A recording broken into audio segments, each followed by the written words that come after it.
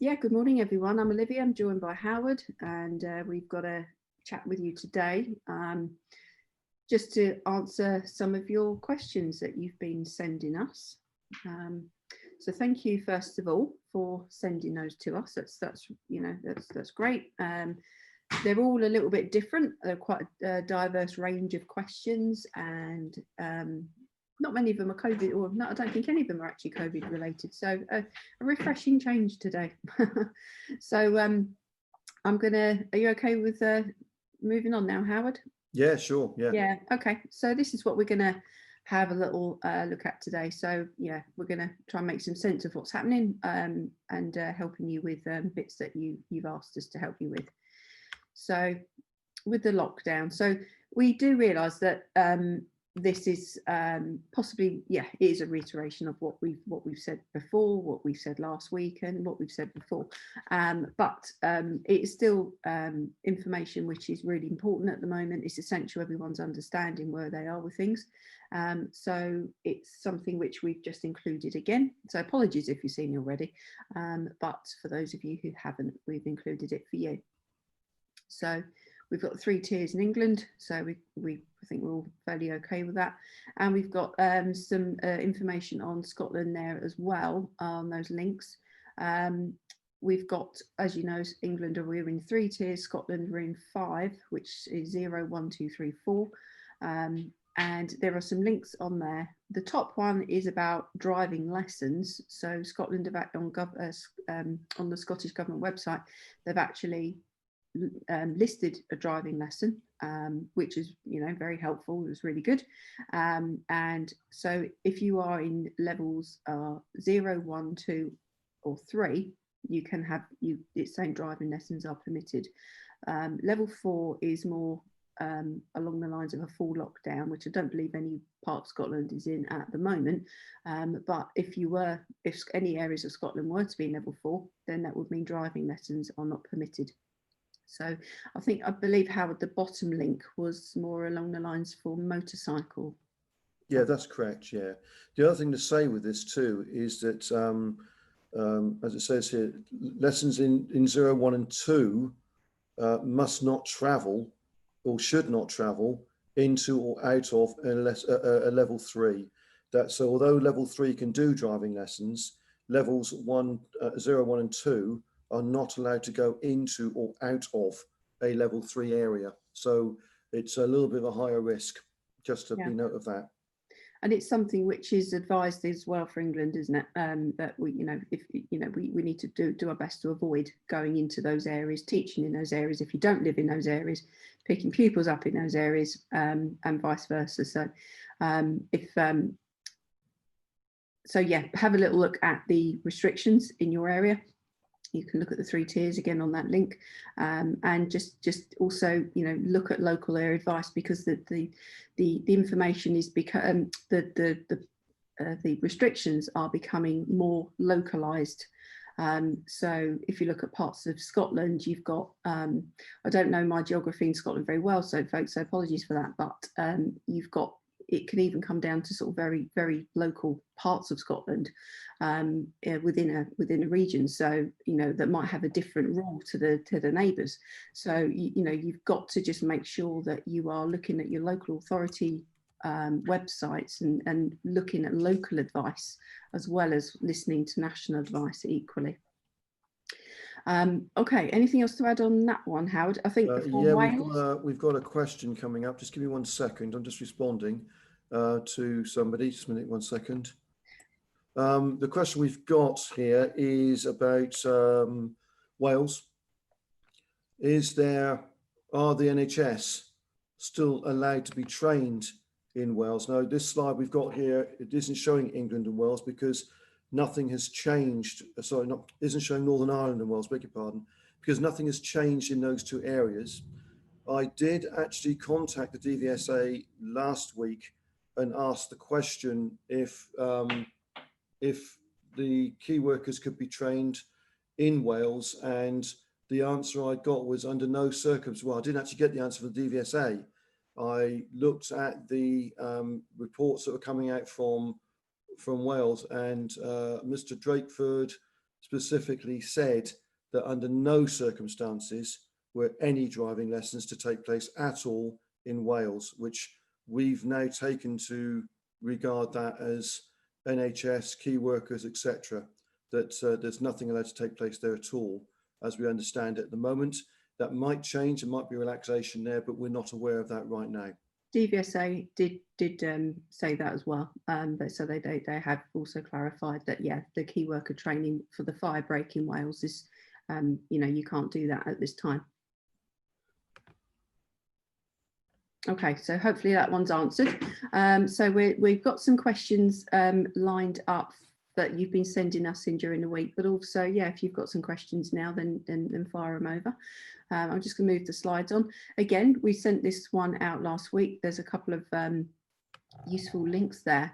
The top link is gov.uk, which gives you in England, it gives you the 3 alert levels, and it gives you the information under the towns and the areas that are affected under each which category, which level, which tier they've come under. So if you have that link open, just refresh it every now and again, have a little look. And the bottom one as well, that's, yeah, what you need to know. So what every one of those mean. And like we said, the links that we've just shown you on the previous slide for Scotland, they're particularly useful because they mention driving lessons specifically. So, but just the links we have here, they are updated really regularly within sort of 12 hours of any changes. Unfortunately, we can't say it for the Northern Ireland links; they're a little bit slower. But the gov.uk and the gov.scot, all those ones really are updated and kept up to date. So if you use these links, you will get the information you need. Cool. Okay, so the following are a few of the questions that we were sent during the week. So we'll start to have a little look at those next. Is that okay with you, Howard? Yeah, go on. Yeah. Right. Okay. So these are some of the ones that we've been sent. So the top one is about franchises. So we've been sent a member question, struggling to keep up with demand for lessons. So obviously a very busy instructor. How can I recruit more instructors to join their franchise?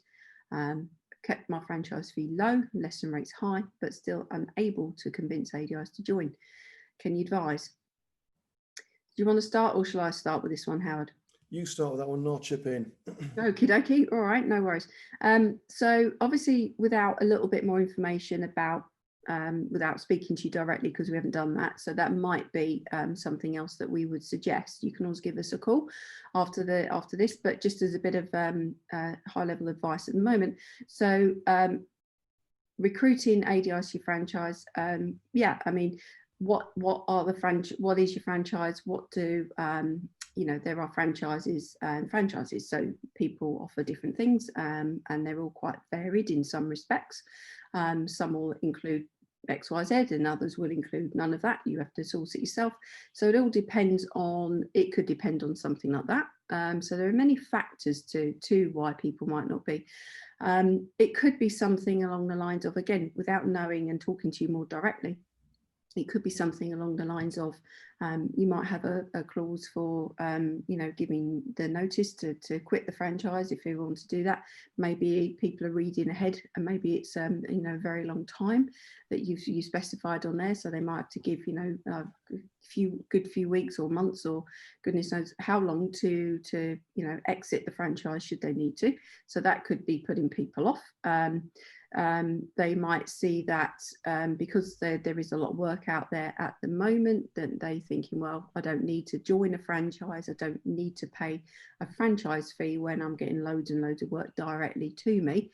That's probably quite, you know, quite a common reason at the moment as well.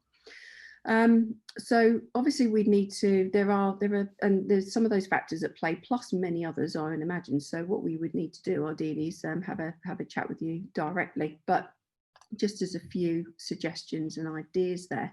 I mean, when you are recruiting, have a little think about how you do the recruiting, where you're advertising. You know, are you getting to the right audience? Are people seeing your adverts? when you do get somebody who's interested in coming to join your franchise, how do you handle that process? That's also other questions that we can and other areas that we can discuss with you. So have a little think about that.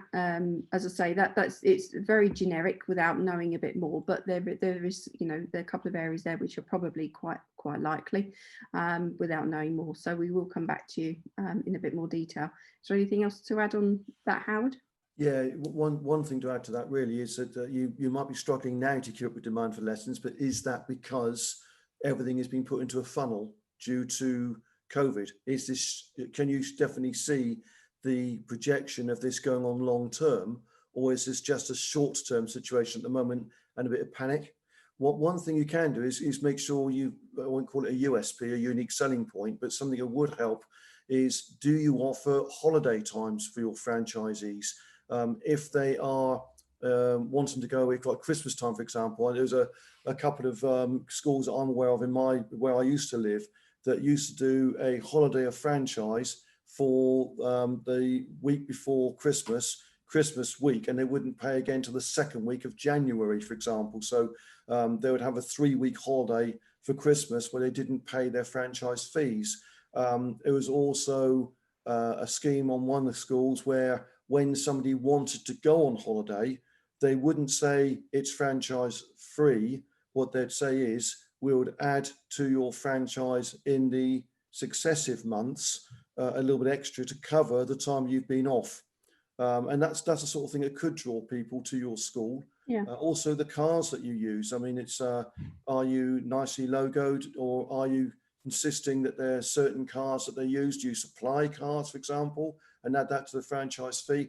There's these sort of things that at this time when money is quite short, that people who want to start out, or people who are thinking now that they want to be more secure, they'll be looking at what sort of vehicle that you're supplying, the areas they'll be covering, and as Olivia said, the exit strategy when they want to leave you, if they want to leave you. So a few things to think about there might help you.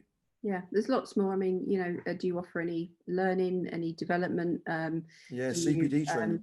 Yeah, and like Howard said, that the franchise 3 weeks, you could have like 2 weeks, offer it to a couple of weeks a year, one at Christmas, one in the summer, or have the flexibility to choose. There could be many different things like that. You could offer any sort of any corporate branding, any clothing. Do you include things like membership to an association such as DIA? Things like that, so they've got some added protection as an individual. They're working under your banner, but they're obviously operating as an ADI, so they will need some individual protection for things like that as well. So there's many, as I say at the beginning, there are different franchise options for, and they include all sorts of things. Also, something like lesson prices that could. You've said, you tried to keep your lesson rates high, so that's good. To some people, they might think, oh, blimey, people are not going to pay that amount of money. They could be of the mindset where they want to charge less than everyone and undercut and sell lessons too cheap. So, and obviously not a model that we would generally endorse. So, there's nothing wrong with having an offer, but as a general rule, charge what you're worth. So make sure that those lesson prices are, if it's priced too low, it could be perceived as not worth it, or not worth value for money. So there's lots of factors at play. But if you want to have a chat with us, then in a bit more depth, if you've still got a few more specific questions, then please let us know. Okay, I'll move on to B+E then. The next question, we have to take consideration that when some of these things are typed, we get the predictive text. So what is the opinion of people that ADI instructors are fraudulently attempting to dupe members of the public that they are ADI qualified B+E instructors when they are only ADI qualified car instructors? This is a very, very grey area, because many of you probably know in the European Third Directive of 2013, might be earlier than that actually, the European Union forgot to include in that directive B plus E. So B was included, C was included, D, everything else, A, all of them, apart from B plus E. It was forgotten. So you don't have to be a driving instructor to do B plus E. The thing is, it means there's no register for it. So if an ADI who is qualified to do, an ADI is qualified as an ADI for cars and has the competence and confidence to do category B, that is really down to the end user as to how they perceive qualification. Because B plus E tests uses LGV and sometimes PCV accommodation, they're done at the same test centres, you'll find that LGV schools will dip into B plus E and do B plus E training. But again, the LGV trainers are not on a compulsory register, it's a voluntary register. So therefore, they ply their trade by experience and competence. So if the end user who wants to use the ADI thinks that they are competent and confident enough, that could class as the qualification. You've got to remember, when we're doing as an ADI, it's not all about teaching the dynamics of moving the vehicle to a certain place. It's all about coaching and understanding behaviors and changing behavior traits and etc. So the ADI part of the qualification in B plus E is very relevant. The B plus E is competence and confidence in moving the combination in a certain way. So we can, ADIs, yes, they're not qualified to register. They're not on an approved register for B plus E, because B plus E is a category, hasn't got a register, but it doesn't stop them from saying they are qualified in doing it due to their confidence and competence they have in their abilities, because there's no one to monitor it. Bit of an awkward one, that one, but really and truly, ADIs aren't really duping unless they don't know how to tow and they're winging it. But that will come out very quickly in the wash if they don't have the proper towing vehicle. I mean, the towing, the trailer itself for a car has got to have a UBC, which is a universal bulk container carrying 600 litres of water. That takes some substantial trailer and means it's got to have some substantial towing vehicle to tow it. So an unscrupulous ADI will go with their Vauxhall Corsa, which we know for a start does not meet the construction use regulations to tow a trailer of that weight. So anybody who has got any sense about wanting to learn B plus E, especially if they're a farmhand or they work in Border or Lantra, which is the Forestry Commission and the rescue people, etc., those sort of things, they would understand straight away when the guy cracked up with his vehicle, whether they are qualified or not, because they have the wrong towing vehicle. So qualifications will stand out alone with the equipment that is being used to do the task. So I think you can say, yes, I'm a qualified B plus E trainer. If you can show you've got the materials to do the job with, the confidence, the competence, and if you are an approved driving instructor for category B, then that is really icing on the cake. Okay. A comprehensive answer. Thank you, Howard. Okay. Yeah. Okay. So so we've got another question here. So been trying to register for the DVSA business bookings, practical and theory tests. So obviously you've been sounds like you've been having a couple of issues with obtaining the access code. Yeah, so not a great deal actually. We've included it, but because we know you're listening. But what we're going to suggest you do. We don't know who you've contacted at DVSA at this moment, but what we would do is suggest that perhaps speaking to maybe the registrar's team, Paddy, PADI, at dvsa.gov.uk, and then they should be in a better position to let you know if you have been speaking to them or you have sent them an email and you haven't had a response back or whatever. Then just give us a quick bell or a quick message after the webinar, and then what we might be able to do is just chase it up on your behalf for you, or see where you sent the original email to. That's the first question we'd have for that. Anything else to add on that one, Howard? No, I think if the business side of things has only been open 4 weeks, so some of the trying that you were trying to apply for, there was nobody in the offices. For the last 4 weeks, the business thing opened, and I'd say that it might be worth for you to try and get everything you want through PADI, PADI at dvsa.gov.uk, and see if they can help you, because the customer services obviously aren't able to. So if you go through the ADI section and PADI and see if they can help you that way, might be the best thing to do. That might speed things up for you. Okay. In the Q&A, Howard, we've been sent the first question that we've got. Are syllabus details like duration, contents, both theory and practical, agreed by all driving instructors internationally? If not, are any plans in play? You know, are there any plans to Yeah, I think Asif, who's put this in, I think might be out of the country actually, because there's another one he's put in as well. And I think Asif, you're going to have to contact us, because I can't quite understand what you're asking us to tell you here. But judging by the final bit you put in at 11:14, I think that you may be out of the country, in which case we'd need to talk to you separately on that. So if you can contact us at support@driving.org so we can get back to you. I know that everyone who's listening would want to hear the answer to this, but I don't think it's pertinent to the UK. No, okay. I mean, in terms of the UK, then syllabus, I mean, we have a learning to drive syllabus, we have the national standards, we do have certain standardised things, but unfortunately they're not always mandatory that people follow them. So instructors are permitted to make their own syllabus and cover. I mean, to be honest, if you're covering everything on there, then it's fine, you know, as long as you're covering them. But it's just making sure all of those areas are covered.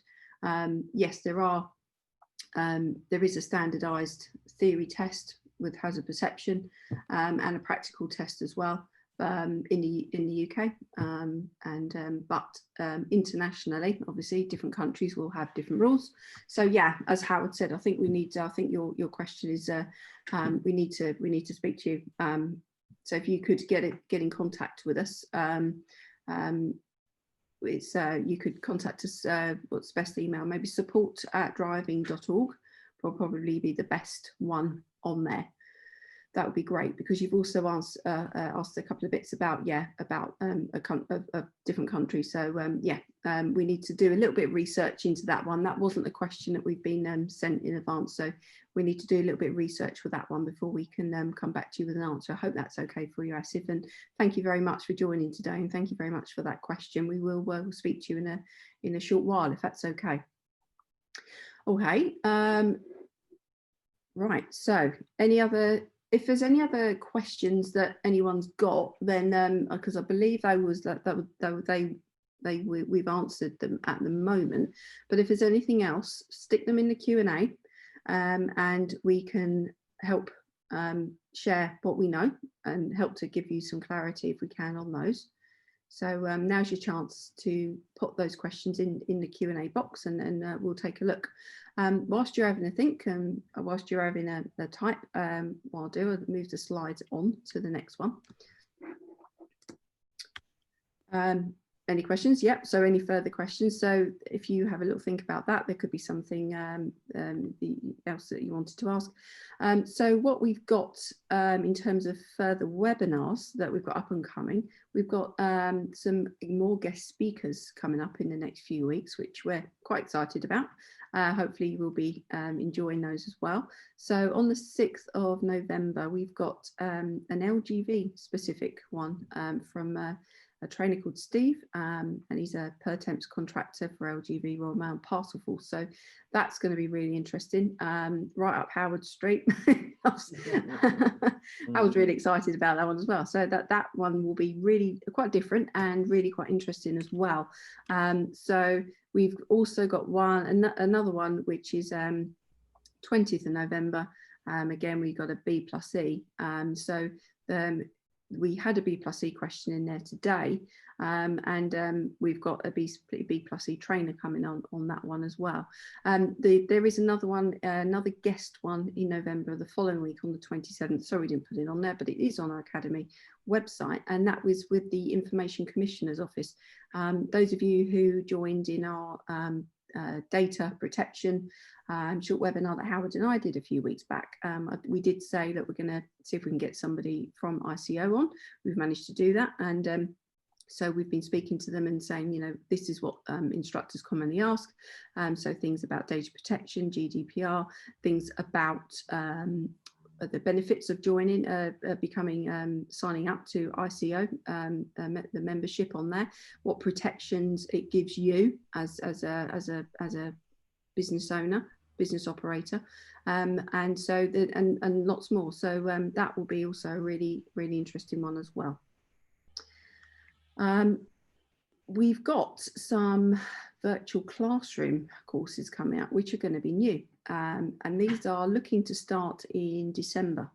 So we've got our Academy short courses, which some of you are familiar with, some of you have done, and we've, in addition to those, we've got the, as I say, the virtual classroom. So that will be where everyone's on camera. So it'd be like in a classroom, but obviously everyone in the comfort of their own home, all safe, no germ sharing. And what we'll be able to do is go through some information on, we're going to do, Howard and I are going to do a short standards check mini series.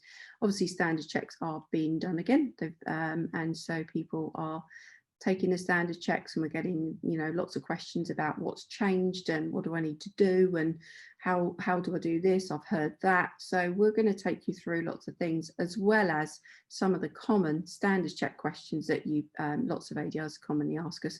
Things as well, like, you know, how do I choose a pupil? What lesson do I do? So there's loads of different subjects and loads of different questions that we're going to help you with on there. So the mini series will start with standard check preparation. That'll be the first one, and then we're going to do one about lesson planning, one on risk, and one on the teaching and learning strategies. So don't miss those. They're going to be short, about 2 hours. We will give you a comfort break in the middle, and as I say, you'll be sent an email around about those very soon. In addition to those, we're also going to be offering some, where we can and where it's safe, the option if you wanted a bit of one-to-one in training, that would obviously be classroom. You might be able to do something in the car with you as well if need be, and if it's safe to do so. If you wanted to get involved with that as well, there will be some more information coming out about that as well. This is great because we get questions through the help desk. We've got a short standards check essentials course on our DIA Academy already. The virtual classrooms will be more of an interactive session that Howard and I'll run, and everyone will be on a camera. We'll be able to see you, you'll be able to see us, and we can share some information, get you to think about things, set you some little bits of exercises to do. And so it'll be like a classroom session, but online. And the face-to-face, and that will give you, sorry, the virtual classrooms give you the knowledge, the understanding, clarify things for you that you already know, and just to help you with that, you know, that knowledge and that confidence a little bit more if you need that. The face-to-face one-to-one or small groups, that will enable you to be able to then, if you do these virtual classrooms, to be able to demonstrate that you can, that your knowledge and your abilities and your skills there. You don't have to do the virtual classrooms and then the face-to-face. It could be the other way around. So you might, you know, think, actually, I've done that in-car session. I'd like to, you know, gen up a bit on this area over here, so I'm going to join that class. So there will be, as I say, this mini standards check series that we're going to be doing in end of this year, early next year, and also next year we've got some more different subjects covered as coming up as well. So it won't all be just Howard and I. We're going to get other members of the team involved as well where we can. So do look out for those emails, and we hope you can sign up. Again, if there's anything that you're thinking, actually this will be really good, or something that you've seen that we're not covering, let us know. Always give us that feedback. Always happy to chat with you. Right, okay, anything else to add on that, Howard? Any other questions? No, but I've got a lovely question from Steve. There's an absolutely fantastic question he's given me here. It's in a couple of parts, actually. It says, how are people handling the lengthy waiting times for test slots? That's his first part. He said it was easy in the past when it was 6 weeks wait for a test, but currently it's 5 months here. Do we place the lessons slower? or teach as normal, then ease off for a while before ramping up in the final weeks before the test? What a brilliant question. Steve, I'll get your teeth in this one. Great. Your situation now where we're at the time of the year, being October, beginning November, where most times people will do their driver training as quick as they possibly can. But now they're stifled from doing that. So you've now got the ideal opportunity of training through the seasons. And that you don't often get that luxury of being able to train through the season. So yes, you're going to keep going and doing your training through syllabus if you've got one, obviously moving on when they're ready rather than when you're ready. But you can intermingle in your sessions things in bad weather, in snow, in darkness, etc. So these people can get a much more comprehensive training regime going now at this particular time. So there's a lot of positives to come out of this longer waiting time. It does mean, it's not being unscrupulous to say it does mean that you can get more lessons from this, but what our whole ethos is to make the road safer. And the way we make the road safer isn't to send someone to a driving test just because they're ready and we think they can get through. Our ethos is to make sure that people can drive safely for life. So they've got to be fully confident and competent to do it. So when they go to test, they're not going to lose 20% of their ability through nerves. You've got the ideal opportunity now to get this nervous disposition situation right down to almost rock bottom and get some really, really good test results. You can sell it to these people. They might think, oh, it's more lessons, they aren't going to pay. But if they're quite young and they've got mum and dad on side, mum and dad, I'm sure, are going to will you to do this because they want those kids safe. Yes, they want to pass a test, but they can't because they can't get a test for 5 months.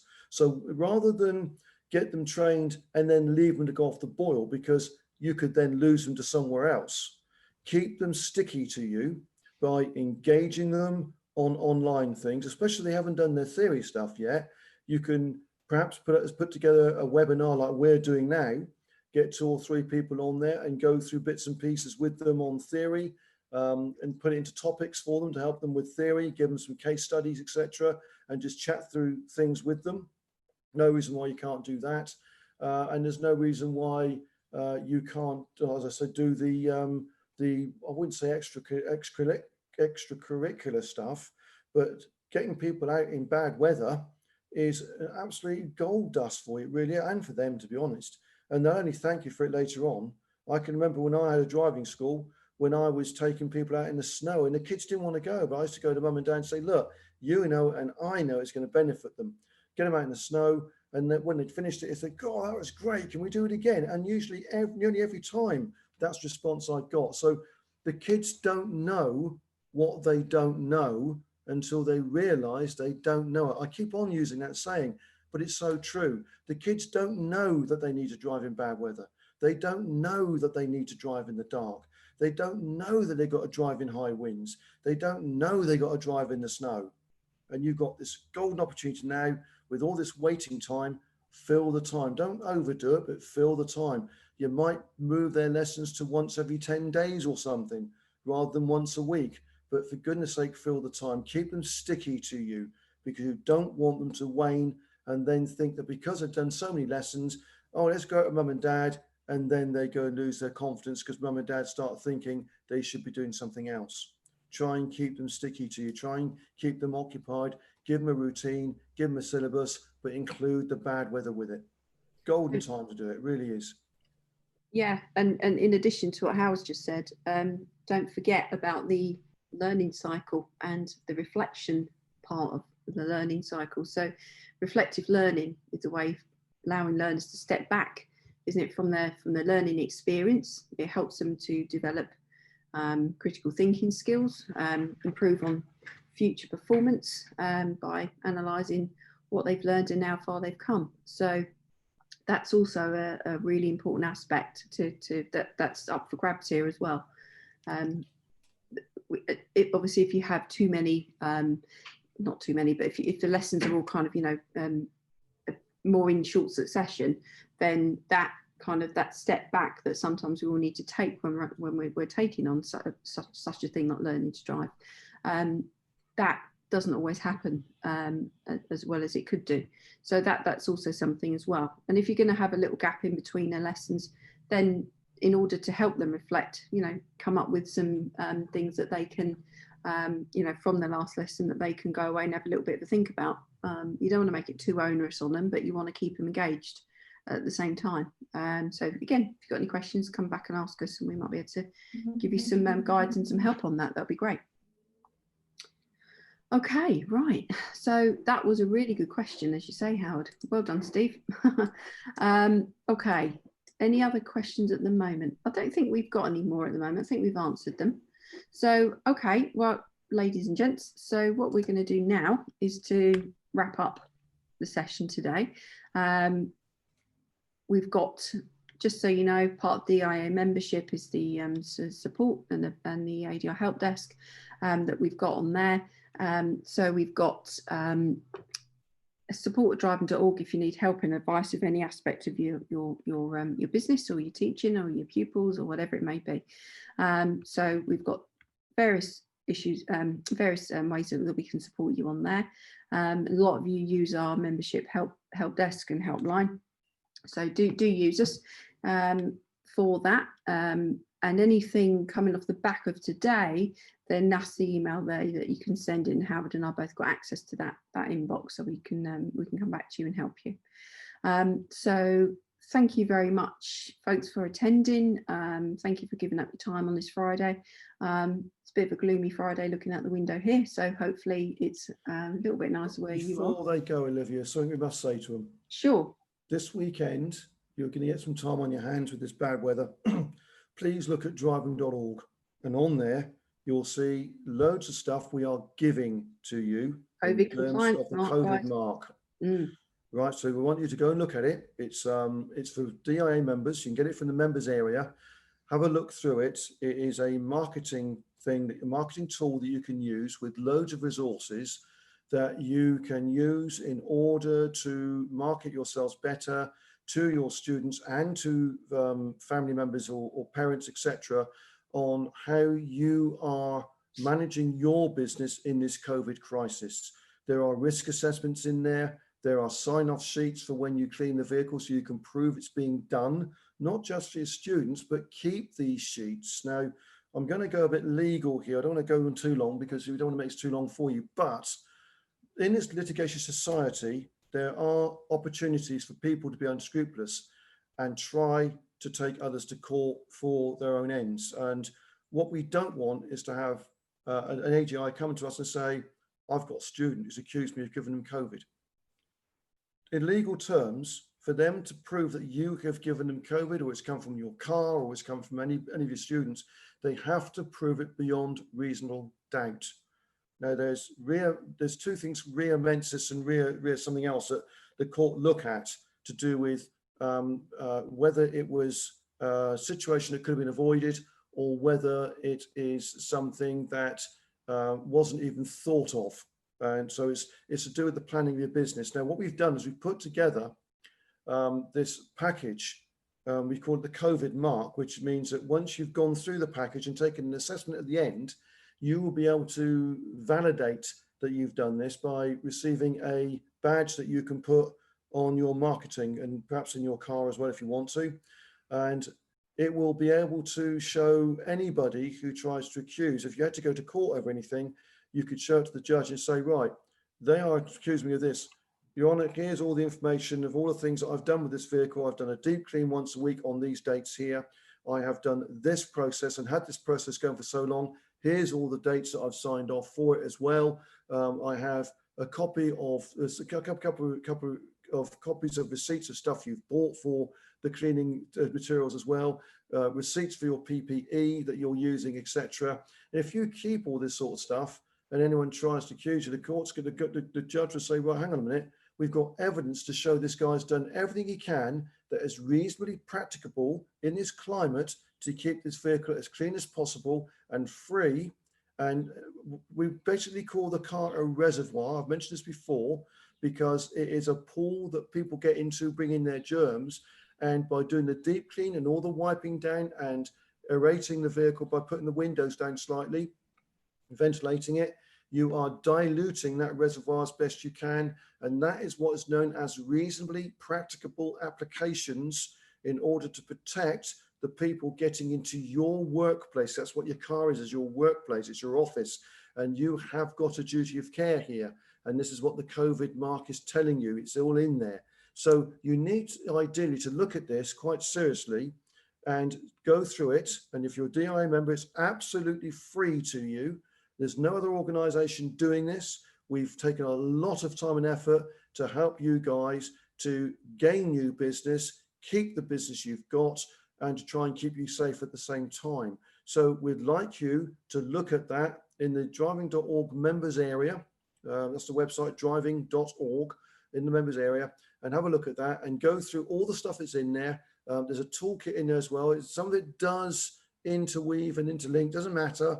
Just go through the COVID toolkit, go through all the stuff in there, do the assessment at the end, and then you can, the successful person will be able to download the COVID mark to show that they have gone through a educational package to be able to have more information and understanding, and also it'll give you the tools to be able to monitor and to sign off that you are actually doing it, and you can use it as an audit trail for you, for your clients, and for anything if it gets a bit more sinister with people trying to accuse you.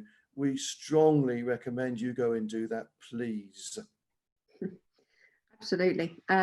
Yeah, so the COVID mark, as I say, Howard told you where it is, so go in there and have a little look. And we did get a question in the week about, this looks very similar to the toolkit, what are the differences? There are a lot of crossovers and similarities, as we've said, but there are also some brand new things in that COVID compliance mark that the toolkit didn't have, such as the risk assessment, the sign-off forms, for the weekly clean, the daily clean, the after every change of driver clean. You can date it, time it, signature on all of those, and that's your paper trail, that's your record of all of those. Also, we've taken a bit of advice from the health and safety executive, and so we've helped you with starting off a health and safety policy. So that is something to, all driving schools should have in place. It's not always a legal requirement, but it's something which you really should have in place. It doesn't have to be all COVID related. It can be how anyone could be harmed and how they could be harmed, who could be harmed and how is the wording. So it's thinking about that and thinking about how that relates to your individual business. We've filled in some of those for you to give you a head start, to give you sort of an idea of how you'd fill those forms in. They're quite straightforward. And as Howard said, if you've got a few minutes this weekend, then you're fending off hopefully you don't get too many trick-or-treaters tomorrow night, then you might want to have a little look at that and consider doing that. So we'd invite you to have a little look at the COVID compliance mark as well. Fantastic, thank you. Okay, so I think that's about it then, everyone. Anything else, Howard, before we go? No, I think that's it. Okay. Okay, right. Well, thank you so much, everybody. It's been a pleasure as always, and enjoy the rest of your day, and stay safe out there, and we'll speak to you soon. Take care.